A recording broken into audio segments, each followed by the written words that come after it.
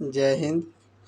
आज हम लोग क्लास सिक्स का एनसीईआरटी देखेंगे, सेकेंड चैप्टर। ठीक है, क्लास सिक्स का दूसरा चैप्टर हम लोग आज अध्ययन करेंगे। ठीक है, पहला चैप्टर हम लोग देख लिए हैं। ठीक, पहला चैप्टर क्या किए हम लोग देख लिए हैं। आज दूसरा चैप्टर का अध्ययन करेंगे। ठीक,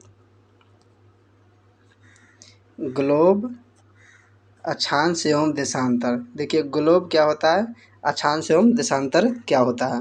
ठीक, आज हम इसके बारे में पूरा विस्तार से जानेंगे, अक्षांश एवं देशांतर। ठीक है, इसमें किसी भी प्रकार का आपको डाउट नहीं रहेगा। ठीक है, तो आज हम एक एक करके देख रहे हैं। ठीक है, यहाँ देखिए आपका एक फिगर बनाया होगा।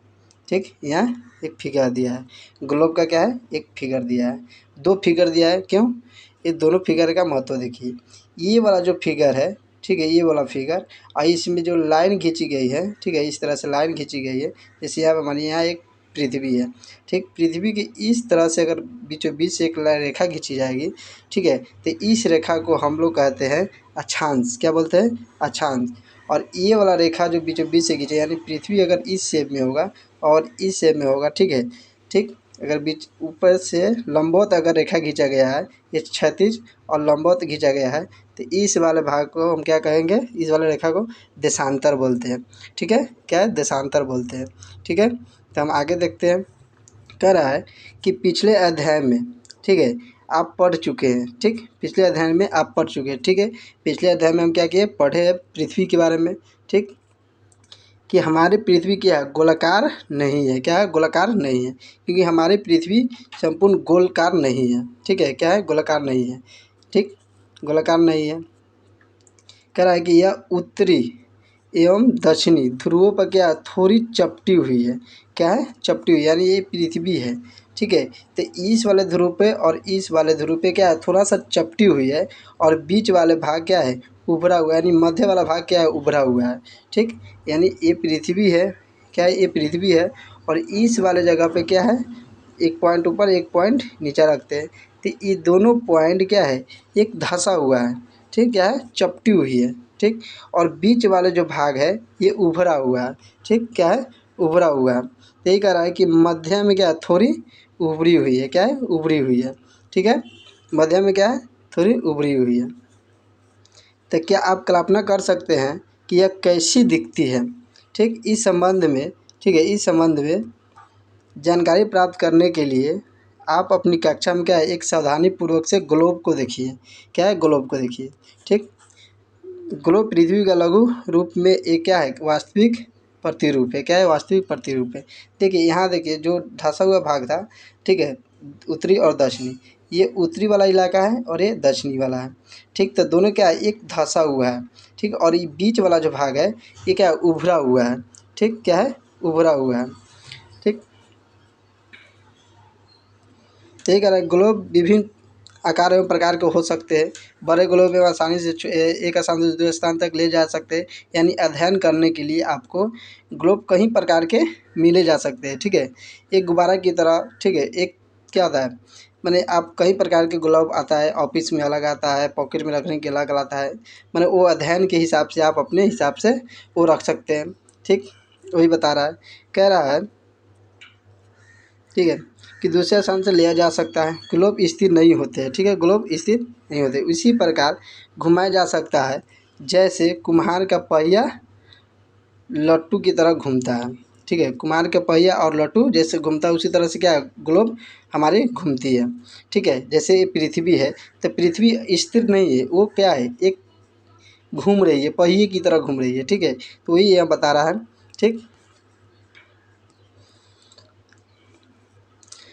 मासा क्या कर रहा है, ग्लोब पर क्या बताया जाता है, देशों और महाद्वीपों तथा महासागरों को उनके सही आकार दिखाया जाता है। यानी ग्लोब जो हम लोग आप देखते हैं, ठीक है, ऑफिस वगैरह में या अध्ययन के समय जो पॉकेट में रखते हैं या स्टडी रूम में रखते हैं, ठीक है, तो उस ग्लोब पे क्या दर्शाया रहता है, ठीक, या तो देश दर्शाया होगा, नहीं तो क्या होगा, महाद्वीप होगा, नहीं तो सागरों का दर्शाया होगा।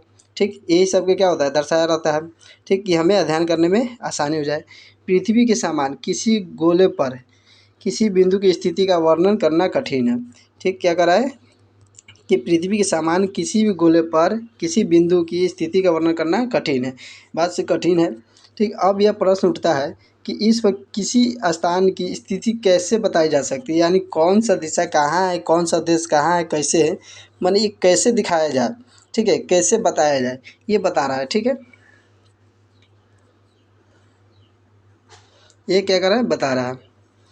अब कह रहा है कि इसके लिए हमें कुछ बिंदु एवं रेखाओं से संबंध की आवश्यकता होगी, यानी हमें कोई भी चीज़ अगर बतानी होगी, ठीक है, मान लीजिए ये पृथ्वी है हमारी, अगर ये पृथ्वी है, ठीक है, तो हमें इस पृथ्वी को बताने के लिए कि भाई इस साइड में क्या है और इस साइड में क्या है और बीच में क्या है, तो इस सब दिशा को बताने के लिए हमें एक रेखा की ज़रूरी पड़ेगी। ठीक है, कि हम रेखा बना देंगे, ठीक है, रेखा बना देंगे तो उस हिसाब से हम दिशा और स्थिति को बता सकते हैं कि कौन चीज़ कहाँ है। ठीक है, कौन चीज़ कहाँ है। ठीक है, तो ये चीज़ क्या कर रहा है, रेखा बनाए। तो आप देखेंगे कि एक सुई ग्लोब में झुकी हुई है। क्या है, एक सुई जो है ग्लोब में झुकी हुई अवस्था में स्थित है, जिसे हम क्या कहते हैं, अक्ष कहते हैं। ठीक है, क्या कहते हैं, अक्ष कहते हैं। ठीक, जैसे ये पृथ्वी है तो ग्लोब को देखिएगा तो इस तरह से, ठीक है, इस तरह से रखा रहता है। तो यहाँ जो सुई लगा रहता है, ठीक है, यहाँ पे, तो वो क्या है, एक अक्ष बता रहे हैं, यानी पृथ्वी अपने अक्ष पे। देखिए यहाँ देखिए ये क्या है, एक अक्ष के बता रहा है। ठीक है, क्या बता रहा है, अक्ष के बारे में बता रहा है। ठीक, तो वही कह रहा है, ठीक है, कि जिसे हम क्या कहते हैं, अक्ष कहते हैं। ठीक, ग्लोब पर वे दो बिंदु जिनसे होकर सुई गुजरती है, क्या गुजरती है, सुई गुजरती है। जहाँ हम अक्ष देखे हैं तो उत्तर और दक्षिण में जो दो बिंदु है, ठीक है, तो दोनों बिंदु से क्या है, होकर गुजरती है। ठीक, तो उत्तर दक्षिण ध्रुव, ठीक है, उत्तर तथा दक्षिण ध्रुव ग्लोब के इस सुई के चारों ओर पृथ्वी की भांति पश्चिम से पूरब की, क्या है, पश्चिम से पूरब की ओर घुमाया जा सकता है। ठीक है, यानी जो ये पृथ्वी है, ठीक, और यहाँ जो अक्ष था और यहाँ जो अक्ष था, इस तरह से एक शेप बनाया गया था। ठीक है, तो इस पृथ्वी अगर घूमेगी, ठीक है, तो पश्चिम से पूरब की ओर, क्या, पश्चिम से, इस डायरेक्शन से, ठीक है, पश्चिम से पूरब की ओर घूमेगी। ठीक, पश्चिम से पूरब की ओर घूमेगी। लेकिन याद रखें इन दोनों में एक अंतर है। क्या है, एक अंतर है, पृथ्वी वो वास्तव में ऐसी कोई सुई नहीं है।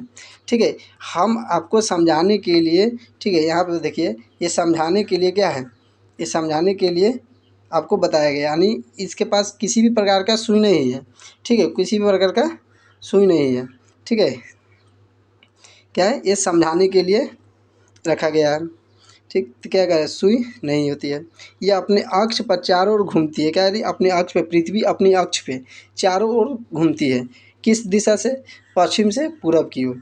जो एक काल्पनिक रेखा है, क्या है, जो हमने अभी रेखा बताया कि समझाने के लिए कि कौन सा देश कहाँ है, कौन सा महासागर कहाँ है, कैसे स्थिति बताया जा सके, तो वो जो रेखा खींचा जाएगा, ठीक है, तो वो क्या है, एक काल्पनिक रेखा है। ठीक है, क्या है, काल्पनिक रेखा है। तो क्या रहे, काल्पनिक रेखा है। तो एक अन्य काल्पनिक रेखा भी ग्लोब को दो बराबर भागों में क्या है, बांट देती है। यानी जो भी रेखा खींचेंगे वो पृथ्वी के दो भागों में क्या करेगी, बांट देगी। ठीक है, बांट देगी। यहाँ देखिए कह रहा है कि इसे विषुवत वृत्त कहते हैं। क्या कहते हैं, विषुवत वृत्त कहा जाता है। देखिए विषुवत वृत्त होता क्या है कि जैसे ये हमने पृथ्वी ली, ठीक है, ये हमने क्या की, पृथ्वी ली, ठीक है, ये पृथ्वी ली और पृथ्वी के बीचों बीच से एक रेखा खींच दी है। ठीक है, एक रेखा खींच दी है, इसी को हम लोग क्या नाम देते हैं, विषुवत वृत्त, विषुवत वृत्त नाम देते हैं। ठीक, ये क्या है, इसका 0 डिग्री भी कहते हैं। ठीक है, इसे 0 डिग्री या मध्य भूभाग रेखा भी कहते हैं। ठीक है, तो इसी तरह कह रहा है, ठीक, कि क्या है, विषुवत वृत्त है, कहा जाता है। पृथ्वी के उत्तर में स्थित आधे भाग को उत्तरी गोलार्ध कहते हैं। ठीक, तथा दक्षिणी वाले आधे भाग को क्या कहते हैं, दक्षिणी गोलार्ध कहते हैं। ठीक है, ये देखिए जैसे ये पृथ्वी है, क्या है, ये पृथ्वी है। और पृथ्वी के बीचों बीच से हम क्या कर दिए, एक विषुवत वृत्त खींच दिए। तो इस वाले डायरेक्शन को हम लोग कहते हैं उत्तरी गोलार्ध, और इस वाले डायरेक्शन को हम लोग कहते हैं आधे भाग को दक्षिणी गोलार्ध। ठीक है, क्या बोलते हैं, विषुवत वृत्त के रेखा के दो भागों में बांट देना पृथ्वी को, एक साइड को हम लोग कहते हैं कि उत्तरी गोलार्ध है, और नीचे वाला साइड को कहते हैं, नीचे वाला साइड को कहते हैं कि दक्षिणी गोलार्ध है। ठीक है, क्या है, दक्षिणी गोलार्ध है। तो क्या कर रहा है, दोनों ये दो बराबर के भाग आधो भाग में होते हैं। ठीक, इसी प्रकार विषुवत वृत्त पृथ्वी पर एक काल्पनिक वृत्त बनाती है। क्या बनाती है, काल्पनिक वृत्त बनाती है। ठीक है, हालांकि है नहीं ऐसा कुछ, लेकिन एक काल्पनिक वृत्त बना दी गई है। यह पृथ्वी पर विभिन्न स्थानों की स्थिति बताने का सबसे महत्वपूर्ण संदर्भ बिंदु है। क्या है, महत्वपूर्ण बिंदु है, ये स्थितियों को बताने के बारे में महत्वपूर्ण बिंदु। विषुवत वृत्त से ध्रुवों तक स्थित सभी समांतर वृत्तों को अक्षांश कहते हैं। क्या कहते हैं, अक्षांश कहते हैं। देखिए क्या कर रहा है कि विषुवत वृत्त से ध्रुवों तक, ठीक है, स्थित सभी समांतर वृत्तों ये को क्या कहते हैं, अक्षांश कहते हैं या समांतर कहते हैं। क्या, अक्षांश रेखा या समांतर रेखा कहते हैं। ठीक है, क्या कहते हैं, अक्षांश एवं समांतर रेखा कहते हैं। ठीक, ठीक है, जैसे देखिए ये पृथ्वी है, ठीक है, और ये वाला भाग ध्रुव, जैसे यहाँ देखिए फिगर दिया है। ठीक है, ये क्या है, ये पृथ्वी है। तो ये जो बीच वाला डॉट जो खींचा गया है, ठीक है, ये विषुवत वृत्त रेखा है। तो इस वाले भाग को, ठीक है, इस वाले भाग को जितना भी अक्षांश रेखा खींचे जाएंगे वो सब क्या होंगे, समांतर होंगे। ठीक, क्या होंगे, समांतर होंगे। कहाँ तक, ध्रुवों तक। कहाँ तक, ध्रुवों तक। ठीक है, इसी तरह नीचे भी होंगे, समांतर होंगे। कहाँ तक, ध्रुवों तक। ठीक है, कहाँ तक, ध्रुवों तक। तो ये समझ गए, जैसे क्या कहते हैं, अक्षांश समांतर या रेखा कहा जाता है। ठीक, जिसे अंशों को अंश में नापा जाता है। अक्षांशों को क्या कहते हैं, अक्षांशों को अंश में नापा जाता है। ठीक है, अक्षांशों को किस में नापा जाता है, अंश में नापा जाता है। ठीक, कह रहा है कि विषुवत वृत्त शून्य अंश अक्षांश को दर्शाती है। किसे, शून्य अंश को अक्षांश को दर्शाती है। जैसे देखिए ये जैसे पृथ्वी है, और बीचों बीच से क्या खींची गई, एक विषुवत वृत्त रेखा खींची गई, जो इसे हम शुरू में बताए थे क्या 0 डिग्री भी है। ठीक, इसे मान लिया 0 डिग्री। अब इसके बाद जो भी खींचा जाएगा और यहाँ जो भी खींचा जाएगा, ये 1 2 कर कर करके कहाँ तक पहुँचाई जाएगी, ध्रुवों तक। ठीक, तो विषुवत जो है तो क्या किसे दर्शा रही है, ठीक, ये दर्शा रही है किसे, शून्य को। क्या है, शून्य को दर्शा रही है। ठीक, चूँकि विषुवत वृत्त से दोनों तरफ ध्रुवों के बीच की दूरी, ठीक है, बीच की दूरी, दोनों तरफ ध्रुवों के बीच की दूरी के चारों ओर पृथ्वी का 1/4 है। कितने हैं, 1/4 है। पृथ्वी का वृत्त का 1/4 है। ठीक है, अतः इसका माप लोग 360 अंश का यानी 104, 1/4 यानी 90 अंश का होता है। कितने, 90 अंश का होता है। एवं इसी प्रकार 90 अंश जो है उत्तरी अक्षांश उत्तरी ध्रुव को दर्शाता है, और 90 अंश दक्षिणी, क्या है, 90 अंश दक्षिणी अक्षांश, दक्षिणी ध्रुव को दर्शाता है। जैसे देखिए ये पृथ्वी है, यहाँ से तो बांट दी, सारा रेखा बांटते हुए चला गया। ठीक, तो जो ये 0 डिग्री यानी विषुवत वृत्त जो है, ठीक है, यहाँ से 90 डिग्री, ठीक है, यहाँ ध्रुव पर 90 डिग्री और इस दक्षिणी ध्रुव पर 90 डिग्री, ये दोनों के देखिएगा। ठीक है, तो आप सोचिए कि डॉट डॉट डॉट डॉट करके क्या खींचा जाता है, एक रेखा के निर्माण होता है। एक डॉट रेखा नहीं हो सकती है। ठीक, तो यही कह रहा है 90 डिग्री जो है एक रेखा नहीं है। ठीक है, यहाँ जो ध्रुव है, यहाँ ध्रुव है, तो कह रहा है उत्तरी ध्रुव, ठीक है, उत्तरी ध्रुव का जो बिंदु 90 डिग्री है, ठीक, 90 अंश की है, और दक्षिणी की है जो 90 अंश की है। ठीक है, इस दोनों में से अगर एक एक घटा देंगे तो कितना हो जाएगा। ठीक, वही बता रहा है कि कितना अंशों की, अक्षांशों की रेखा होगी। ठीक है, ध्रुव को दर्शाता है, इसीलिए इसे क्या कहते हैं, 90 अंश दक्षिणी अक्षांश ध्रुव कहते हैं। ठीक है, इसी प्रकार विषुवत वृत्त के उत्तरी की सभी समांतर रेखा को उत्तरी अक्षांश कहा जाता है। क्या कहा जाता है, उत्तरी अक्षांश कहा जाता है। ठीक है, जैसे ये पृथ्वी है, तो ये विषुवत रेखा है, ठीक है, क्या है, विषुवत वृत्त रेखा है। तो विषुवत वृत्त के रेखा से उत्तर की ओर समांतर रेखा जो भी खींची जाएगी ये सब क्या होगी, एक दूसरे से समान होगी, क्या होगी, एक दूसरे से समांतर होगी, ठीक है, एक दूसरे से समांतर होगी। ये कह रहा है कि उत्तरी सभी समांतर रेखा को क्या कहते हैं, उत्तरी अक्षांश कहा जाता है। क्या कहा जाता है, उत्तरी अक्षांश कहा जाता है, ठीक है।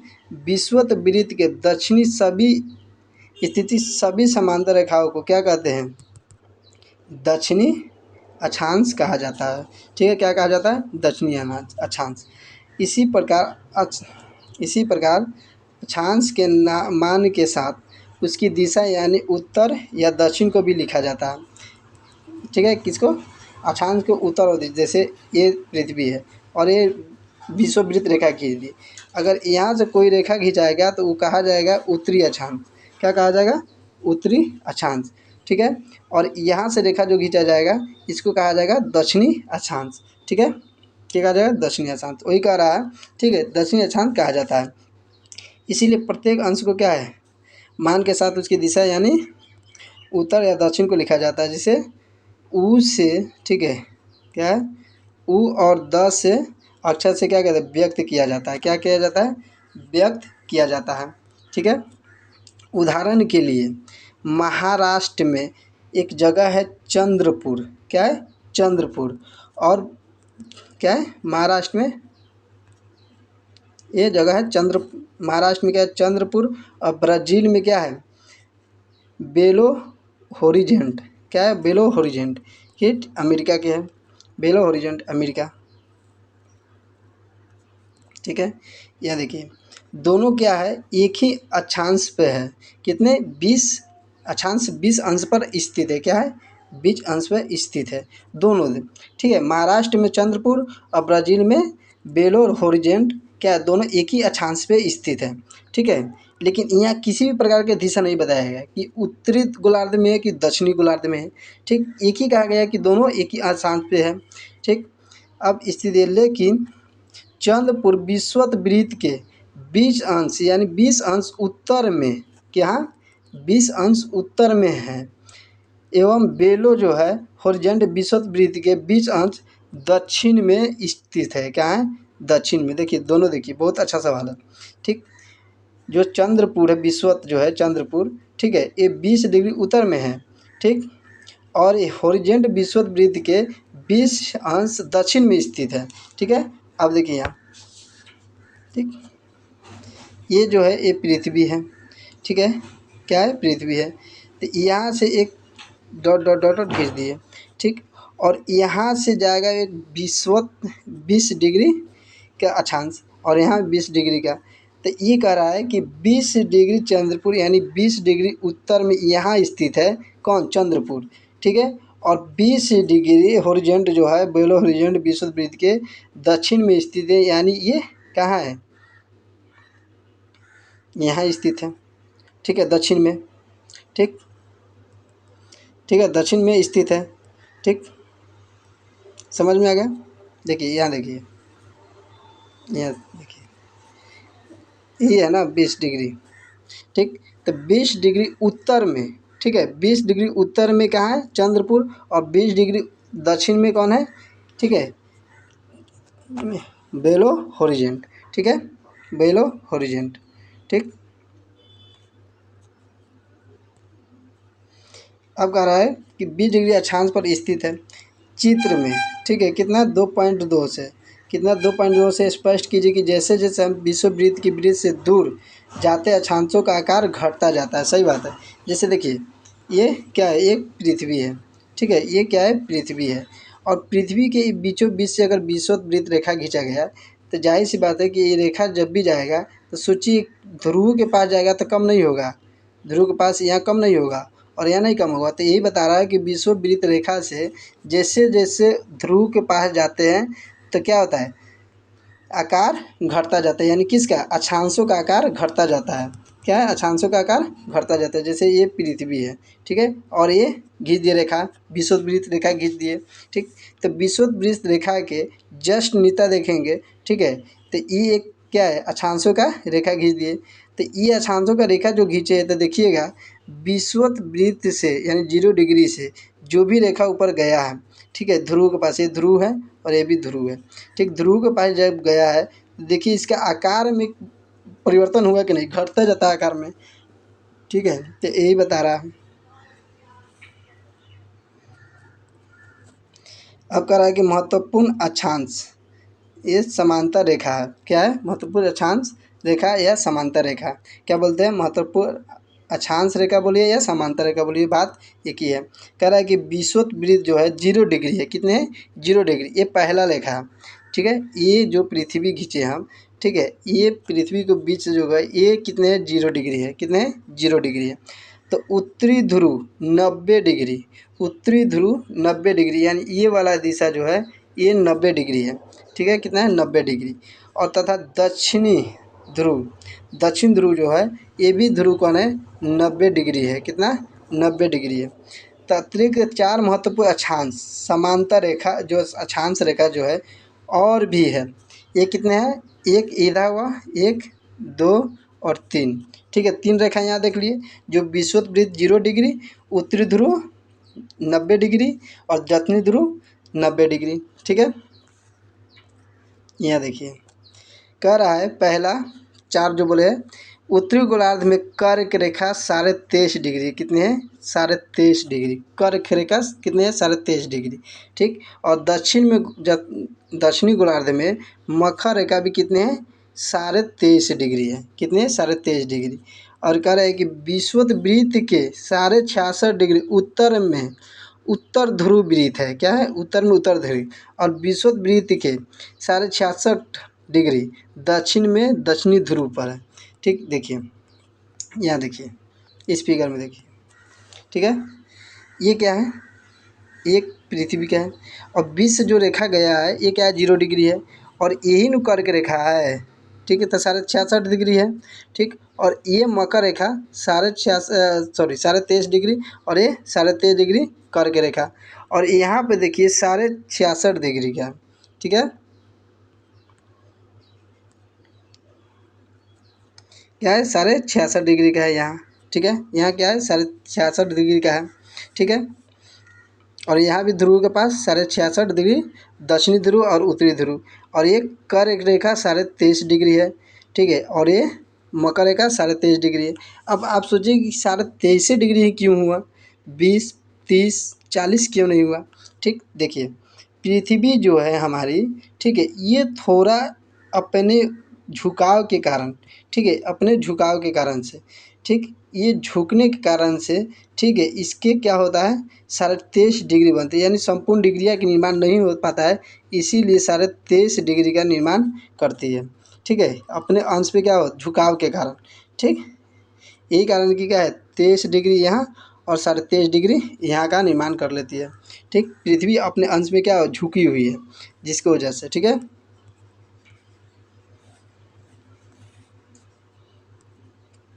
कह रहा है पृथ्वी के ताप कटिबंध, क्या है, पृथ्वी के ताप कटिबंध, ठीक है, ताप यानी तापमान, ठीक है, इसके बारे में हम लोग देखते हैं। देखिए कह रहा है कि कर्क रेखा, ठीक है, कर्क रेखा एवं मकर रेखा के बीच के सभी अक्षांशों पर सूर्य जो है वर्ष में एक बार दोपहर में सिर के ठीक ऊपर होता है, कहाँ होता है, सिर के ठीक ऊपर होता है, ठीक है, सिर के ठीक ऊपर होता है, इसीलिए इस क्षेत्र में सबसे अधिक ऊष्मा प्राप्त होती है, क्या होती है, सबसे अधिक ऊष्मा प्राप्त होती है, इसीलिए इसे क्या कहते हैं, उष्णकटिबंध कहा जाता है, इसीलिए इसे उष्णकटिबंध। जैसे देखिए ये पृथ्वी है, क्या है, ये पृथ्वी है, गोला थोड़ा बना लेते हैं, ये पृथ्वी है, ठीक है, और पृथ्वी के बीचों बीच से देखिएगा एक रेखा जाता है जिसका नाम है 0 डिग्री या विषुववृत्त रेखा, ठीक, इसके जस्ट इधर से जाएगा कर्क रेखा, ठीक है, इसके जस्ट नीचे से जाएगा मकर रेखा, इस दोनों के बीच के जो है, ठीक है, जो बीच के स्थान है इसी को कहा जाता है उष्णकटिबंधीय क्षेत्र,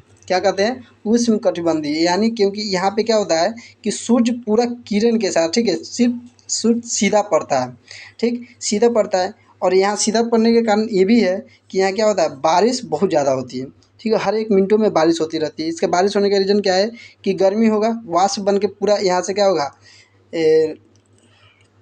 नदी से पानी, समुंदर से पानी, ठीक है, नलों से पानी उठाकर वाष्प बन के उठेगा। हर एक 1 घंटा 1.5 घंटा 15 मिनट पे क्या होगा, बारिश होगी। तो यहाँ के वृक्ष देखिएगा, ठीक है, वृक्ष देखिएगा, वृक्ष लंबा भी होगा और प्लस में इसका पत्ता जो होगा बहुत बड़ा होगा, इससे में होगा, बड़ा पत्ता होगा। ठीक, यहाँ समझ गए।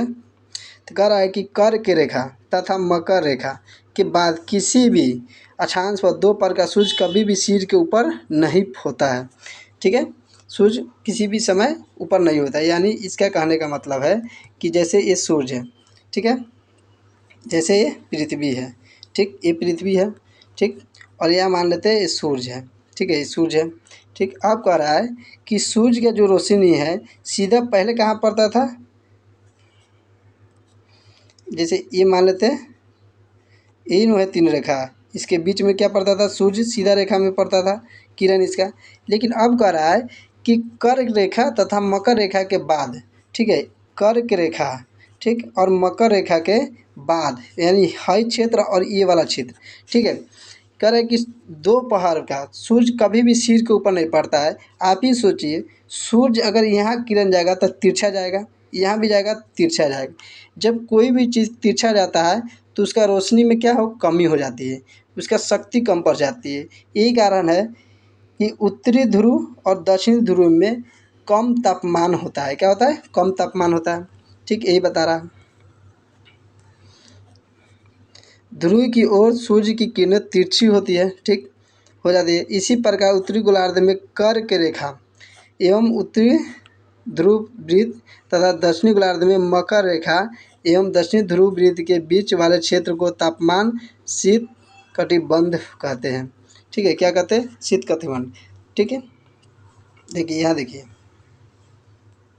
यहाँ देखिए, ठीक, ये जो बड़ा एरिया है, ठीक है, ये वाला एरिया 0 डिग्री वाला, ठीक है, ये वाला क्या है, ये उष्ण कटिबंधीय है। क्या है, उष्ण कटिबंधीय, ये वाला एरिया, ठीक है, ये वाला एरिया उष्ण कटिबंधीय, यानी यहाँ सूर्य का तापमान बहुत ज़्यादा होगा। ठीक है, और ये वाला जो एरिया है, ये वाला एरिया, ठीक है, दोनों साइड में, क्योंकि मकर रेखा और कर्क रेखा के बाद वाला एरिया जो है, ठीक है, ये क्या है, शीतोष्ण कटिबंधीय, यानी न ज़्यादा गर्म होगा नहीं ज़्यादा ठंडी होगा। ठीक है, नॉर्मल होगा, ना ज़्यादा ठंडी पड़ेगा यहाँ, नहीं ज़्यादा गर्मी पड़ेगा। ठीक है, यहाँ पे, ठीक, यहाँ नॉर्मल रहता है, ठीक रहता है। ठीक, तो ये चीज़ यहाँ पे बता रहा है आपको। ठीक है, क्या कर रहा है कि इस क्षेत्र का तापमान जो है मध्य रहता है, ठीक, नहीं ज़्यादा ना कम, इसीलिए इन्हें शीतोष्ण कटिबंधीय कहते हैं। ठीक है, याद रहेगा ना, शीतोष्ण कटिबंधीय कहा जाता है। ठीक, अब देखिए, अब कह रहा है कि उत्तरी गोलार्ध में तथा ध्रुव वृत्त एवं उत्तरी ध्रुव तथा दक्षिणी गोलार्ध में दक्षिणी ध्रुव, ठीक है, उत्तरी गोलार्ध यानी उत्तर ध्रुव और उत्तरी ध्रुव तथा दक्षिणी गोलार्ध में दक्षिणी ध्रुव, जो ध्रुव वृत्त है दक्षिणी ध्रुव के बीच के क्षेत्र ठंड बहुत होती है। क्या होती है, ठंड बहुत होती है, क्योंकि यहाँ सूर्य की 36 से ज़्यादा क्या होता है, ऊपर नहीं जा पाता है, इसीलिए यह शीतकटिबंधीय कहलाती है। जैसे देखिए, ये क्या है, पृथ्वी है, ये क्या है, पृथ्वी, और हमने पढ़े कि विषुवत रेखा के जस्ट देखिए यहाँ देखिए, ये लेते हैं पृथ्वी। ठीक है, अब देखिए इस वाले भाग को तो हमने विषुवत रेखा से नाम से, ठीक, क्या है, विषुवत रेखा, और ये है मेरा कर्क रेखा, और ये है मेरा मकर रेखा, और ये वाला जो रेखा गया था, ठीक है, ये वाला रेखा जो शीत क्या कहलाता, शीतोष्ण कटिबंध कहलाता था। लेकिन अब हमें कह रहा है कि इस एरिया में यानी उत्तरी ध्रुव पर और दक्षिणी ध्रुव पे सूर्य का किरण, अगर यहाँ से सूर्य है, अगर यहाँ से जाएगा, सूर्य के किरण यहाँ नहीं चौंकने के कारण यहाँ बहुत ज़्यादा ठंड होता है। ठीक, हमेशा देखिए क्या, उत्तरी ध्रुव और दक्षिणी ध्रुव पे हमेशा ठंड ही रहेगा। ठीक, पूरा बर्फ़ से जमा हुआ रहेगा यहाँ। ठीक है, यहाँ पूरा से क्यों, क्योंकि सूर्य नहीं चौंक पाता है। यही कारण है कि यार कभी कभी ऐसा होता है, ठीक है, कि 6 महीना दिन और 6 महीना रात। इसका रीज़न है, देखिए ये सूर्य है, ठीक है, और इसकी परिक्रमा इस तरह से में अगर कर रहा है पृथ्वी, ठीक है, अगर पृथ्वी यहाँ पे है, ठीक है, यहाँ पे है, क्या है, यहाँ पे है, तो जब पृथ्वी यहाँ पे रहेगी तो सूर्य के पूरा प्रकाश क्या पड़ेगा, नीचे वाले भाग पे, ठीक है, यानी दक्षिणी ध्रुव पे। तो दक्षिणी ध्रुव पे प्रकाश पड़ने के कारण ये दिखाई देगा, लेकिन यहाँ अंधेरा रहेगा, ठीक। तो यहाँ बर्फबारी होगी, यहाँ भी बर्फबारी होगी, क्यों, क्षैतिज में यहाँ प्रकाश चौक रही है। और यही पृथ्वी अगर यहाँ आ जाएगी तो देखो ये वाला एरिया जो था यहाँ था, ठीक, और ये वाला एरिया यहाँ था।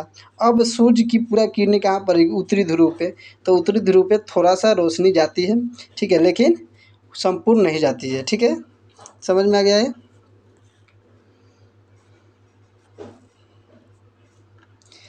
ठीक है, देशांतर क्या है, ठीक, क्या है देशांतर, क्या है देशांतर, क्या है, ठीक है। किसी स्थान की स्थिति को बताने के लिए उस स्थान के अक्षांश के अतिरिक्त कुछ और जानकारियाँ की, क्या जानकारियाँ की आवश्यकता भी होती है। आप देख सकते हैं कि प्रशांत महासागर में स्थित टोगो द्वीप एवं हिंद महासागर में मॉरिस द्वीप एक ही अक्षांश पे, कितने अक्षांश पे, 20 डिग्री दक्षिणी अक्षांश पे, कितने, 20 डिग्री दक्षिणी अक्षांश पे। तो अक्षांश के बारे में वहाँ समझाए थे, ठीक है, पर स्थिति है, ठीक है। उनकी सही दिशा जानने के लिए यह पता करना होगा कि उत्तरी ध्रुव एवं दक्षिणी ध्रुव से जोड़ने वाली संदर्भ में रेखा से पूर्व एवं पश्चिम की ओर, ठीक है, क्या है, पूर्व एवं पश्चिम की ओर, किसके पूर्व एवं पश्चिम की ओर इन स्थानों की दूरी कितनी है, ठीक है। इसके कहने का मतलब है कि जैसे ये पृथ्वी है और पृथ्वी से जो रेखा खींची गई थी, तो ये वाला रेखा जो था 20 डिग्री को बनाया गया था, 20 डिग्री का, ठीक है। तो ये 20 डिग्री पे क्या है, मॉरिस द्वीप और टोगो द्वीप, ठीक, एक ही अक्षांश पे, यानी 20 डिग्री अक्षांश पे है। तो यही कह रहा है, ठीक है, कि इन स्थानों की दूरी जो है कितनी है। इन संदर्भ रेखाओं के देशांतरीय क्या है, एमोत्तर कहते हैं। यानी एक बात बताइए, हम तो बता दें कि ये 20 डिग्री दक्षिण पे है, क्या बता जी, 20 डिग्री दक्षिण पे है।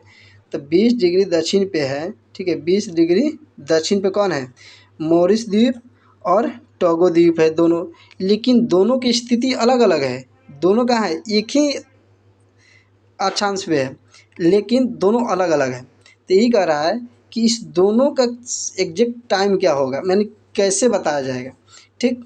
तो वही कह रहा है कि अब क्या करना होगा, एक और रेखा खींचना होगा, ठीक, पश्चिम की ओर स्थानों की दूरी कितनी है, इसके दूरी बताने के लिए अब एक और रेखा खींचना होगा, जिसकी क्या हो, देशांतरीय यमोत्तर कहते हैं। क्या कहते हैं, देशांतरीय यमोत्तर कहते हैं, ठीक है, क्या कहते हैं, देशांतरीय यमोत्तर। देखिए यहाँ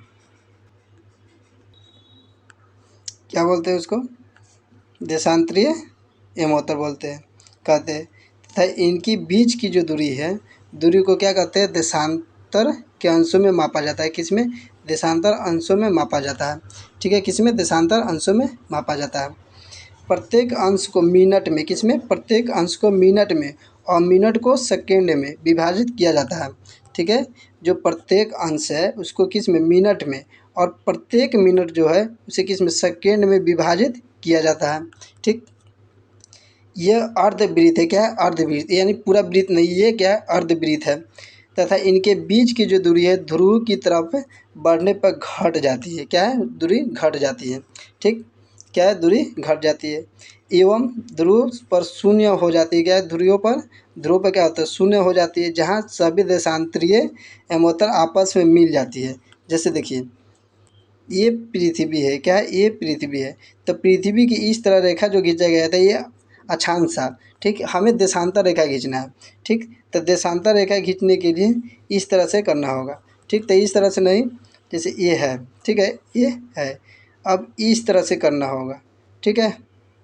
सब क्या होगा, सब एक जगह आके ध्रुव पर क्या होगा, मिल जाएगा। यहाँ भी मिल गया और यहाँ भी मिल गया, यहाँ भी मिल गया और यहाँ भी मिल गया। ये कह रहा है कि ध्रुव पर जाते समय जो देशांतर रेखा है वो शून्य हो जाएगा, क्यों, यहाँ पे आकर शून्य नहीं हो गया और यहाँ पे आकर शून्य नहीं हो गया, ठीक। तो यही बता रहा है कि देशांतर में जाकर क्या होगा, शून्य हो जाएगा, ठीक। ये कह रहा है कि अक्षांश रेखाओं से भिन्न सभी देशांतरीय यमोत्तरों की लंबाई समान होती है, ठीक है। कह रहा है कि अक्षांश जो है समांतर रेखाओं से जो अक्षांश रेखाएं जो है विभिन्न सभी देशांतरीय अंतरों की लंबाई समान होती है, इसीलिए उन्हें सिर्फ मुख्य क्या है, मुख्य मुख्य संख्या में व्यक्त करना कठिन था।